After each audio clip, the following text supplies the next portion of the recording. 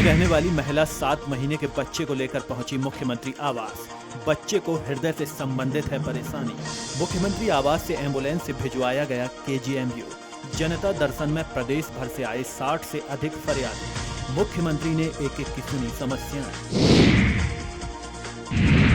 सपा महासचिव राम गोपाल यादव ने चुनाव परिणाम पर बयान दिया। उन्होंने कहा, चुनाव का रिजल्ट आने पर समझ नहीं पाए, लेकिन एसआईआर शुरू होने पर पता चला कि ये क्यों हो रहा है। राम गोपाल ने आगे कहा, हम कुछ दिनों में सबूत के साथ सामने आएंगे। बिहार यात्रा में सब घपला हो गया, हम एसआईआर में कोई गड़बड़ी नहीं होने देंगे। बलिया में भोजपुरी स्टार दिनेश लाल निरहुआ ने खेसारी लाल यादव को लेकर बयान दिया। उन्होंने कहा, जीत हार तो लगी रहती है, मैं भी हारा था, जीते या हारे जनता की सेवा में लगे रहना चाहिए। निरहुआ ने खेसारी को सलाह दी, छपरा छोड़े ना, लोगों की सेवा करें, जरूर साथ मिलेगा। रामपुर में अब्दुल्ला आजम के 2 पैन कार्ड मामले में आजम खान और अब्दुल्ला आजम को सजा सुनाई गई। एमपी एमएलए कोर्ट ने दोनों को 7-7 साल की सजा सुनाई और आईपीसी की धारा 420, 467, 468 और 471 के तहत सजा सुनाई गई। इसके अलावा दोनों को 50,000 रुपए का अर्थदंड भी लगाया गया। लखनऊ में मंत्री दिनेश प्रताप सिंह ने बिहार चुनाव परिणाम पर प्रतिक्रिया दी। उन्होंने कहा, यूपी में 2/3 बहुमत से सरकार बनाएंगे और पश्चिम बंगाल में भी भाजपा की सरकार बनेगी। दिनेश ने महागठबंधन को स्वार्थ का गठबंधन बताया और कहा, बिहार चुनाव में कांग्रेस का बुरा हाल हुआ, राहुल गांधी ने छठ पर्व को भी नहीं छोड़ा। मैनपुरी में सपा सांसद आदित्य यादव ने बड़ा बयान दिया। उन्होंने कहा, बीजेपी एसआईआर कराकर वोट चोरी कर रही है। आदित्य ने बिहार की हार पर विचार करने की बात भी की और कहा, यूपी में भी सपा कार्यकर्ता संघ बैठक कर रही है। उन्होंने यह भी कहा, आतंकवाद पर राजनीति नहीं करनी चाहिए। वाराणसी में कैबिनेट मंत्री सुरेश खन्ना ने बिहार चुनाव पर विपक्ष के सवालों का जवाब दिया। उन्होंने कहा, बीजेपी की यह जीत बंगाल जाएगी और फिर उत्तर प्रदेश जाएगी।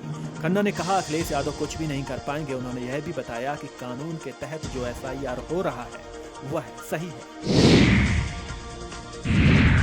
लखनऊ में कैबिनेट मंत्री संजय निषाद ने कहा, मोदी जी से बेहतर नेता दुनिया में नहीं है। उन्होंने बिहार चुनाव को लेकर कहा, बिहार चुनाव ने विपक्ष की पोल खोल दी। निषाद ने अखिलेश यादव पर तंज कसते हुए कहा, अखिलेश जो कहते हैं उसका उल्टा होता है। पटना में 20 नवंबर को बिहार में शपथ ग्रहण समारोह होगा, जो गांधी मैदान में आयोजित किया जाएगा। इस शपथ ग्रहण में प्रधानमंत्री मोदी भी शामिल होंगे। आज 11:30 पर नीतीश कुमार की कैबिनेट बैठक होगी, जिसके बाद वह इस्तीफा देंगे और राज्यपाल को अपना इस्तीफा सौंपेंगे। मेरठ में दिल्ली धमाके और फरीदाबाद मॉड्यूल से जुड़ी जांच जारी है। केंद्रीय सुरक्षा एजेंसियों के इनपुट पर एटीएस कश्मीरी सिक्योरिटी एजेंसी की जांच कर रही है। आईटी के छापों पर इन एजेंसियों का खुलासा हुआ है, जो मेरठ, बरेली, नोएडा, दिल्ली और आगरा में सक्रिय है। इन एजेंसियों के जरिए कट्टरपंथी संगठनों को फंडिंग की आवश्यकता है। साथ ही देवबंद की कट्टरपंथी संस्था को फंडिंग का संदेह है। वाराणसी में राष्ट्रीय एकता दौड़ का समापन समारोह हुआ, जिसमें डिप्टी सीएम ब्रजेश पाठक पहुंचे। उन्होंने कहा, कब सिर्फ मामलों में कार्रवाई हो रही है। उन्होंने कहा, कब सिर्फ मामलों में कार्रवाई हो रही है और जो भी दोषी होगा उसके खिलाफ कठोर कार्रवाई की जाएगी। पाठक ने यह भी कहा, यूपी के लोग जंगल राज नहीं स्वीकार करेंगे और 2027 में बीजेपी इतिहास दोहराएगी। सऊदी अरब के मदीना में एक बड़ा हादसा हुआ, जहां बस और टैंकर के बीच टक्कर हो गई। हादसे में 42 भारतीयों की मौत की आशंका जताई जा रही है, जो उमराह पर गए हैं। मक्का से मदीना जा रही बस टैंकर से टकरा गई। इस हादसे पर असुद्दीन ओवैसी ने दुख जताया। मुंबई में उद्धव ठाकरे को बाल ठाकरे मेमोरियल कमेटी का चेयरमैन नियुक्त किया गया, जिससे महाराष्ट्र में अचानक राजनीतिक हलचल मची है। सरकारी आदेश जारी होने के बाद लोग हैरान हैं। कमेटी में नए सदस्य के रूप में आदित्य ठाकरे, सुभाष देसाई, बीजेपी विधायक पराग अलवानी और शिवसेना नेता शिशिर शिंदे शामिल हैं। इस घटनाक्रम से महाराष्ट्र की राजनीति ने नया सियासी भूचाल आया है।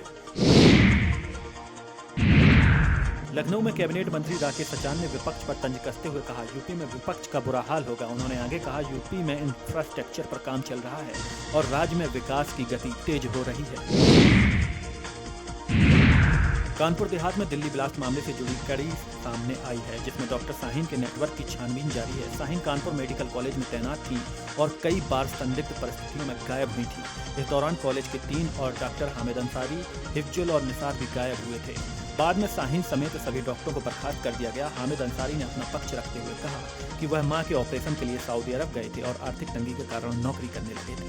उन्होंने वापसी के बाद प्रोफेसर के पद पर फिर से ज्वाइन किया। डॉक्टर निसार और डॉक्टर हिफ्जुल रहमान लखनऊ में तैनात हैं। दिल्ली धमाके से जुड़ी खबर बड़ी सामने आई है, जिसमें आरोपी आमिर को पटियाला हाउस कोर्ट में पेश किया गया है। कोर्ट ने उसे 10 दिन की कस्टडी में भेज दिया है। एनआईए को आमिर की कस्टडी मिली है। जांच में यह भी सामने आया है कि I-20 गाड़ी आमिर के नाम पर रजिस्टर्ड है। जम्मू कश्मीर के डिप्टी सीएम सुरेंद्र चौधरी ने महबूबा मुफ्ती के बयान पर प्रतिक्रिया दी। उन्होंने कहा, महबूबा की पार्टी दुविधा में है। चौधरी ने महबूबा से पूछा वह तय करें कि बीजेपी के साथ हैं या खिलाफ। इनके साथ ही उन्होंने यह भी कहा, कश्मीर को जल्द ही पूर्ण राज्य का दर्जा मिलेगा। सुल्तानपुर के अलीगंज में डिप्टी सीएम ब्रजेश पाठक ने जनसभा को संबोधित किया। उन्होंने कहा, आज रामलला का मंदिर अयोध्या में तैयार है, जबकि विपक्षी दल राम मंदिर के खिलाफ थे। पाठक ने आरोप लगाया, विपक्षियों ने कांग्रेस के नेतृत्व में चालें चली और प्रभु राम के अस्तित्व को नकारा। उन्होंने बिहार में आरजेडी के गठबंधन को नकारा और कहा, यूपी में भी उनके मंसूबों पूरे नहीं होंगे। सपा की अराजकता लोग भूले नहीं है।